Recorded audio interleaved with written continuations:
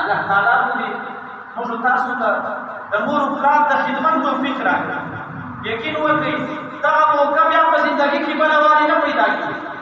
یو عالم څخه پوښتنه وکړه، تر اختر یو څه وخت مخکې د ده بابا وفات شو. ما د ده سره په اختر کې ملاقات وشو. ما ورته مولوي صاحب څنګه یې د کور څنګه حالات دي څنګه دي؟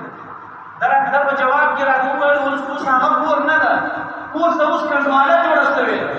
یو عجیبه مثال یې راته وویل، ول کور اوس دا رقم ته ده لکه چت چې نه وي. تاسو فرض کړئ د دې مسجد څخه اوس دا چت واخلې څنګه به وي؟ د دې څخه یو کنډواله جوړېږي. نو موږ تاسو ته الله تعالی یو موقع راکړې ده چې د دغو دوو هستیو خدمت وکړو.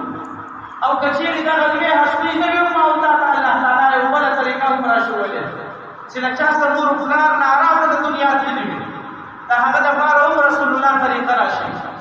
په هغه پسې یو خیرات وکړئ، یو صدقه پسې وکړئ.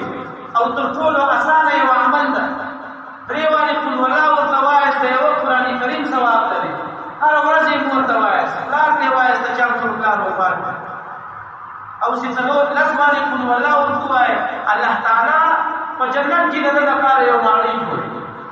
او دویمه طریقه یې دا راښولې ده چې د چا مور پلار وفات کړي، اوس چې د هغه کوم همزولي دي، هغه سپین ږیري او سپین ساري شاوخوا په قریبانو کې چې څوک دي، د هغو سره دې ښه ګزاره کوي.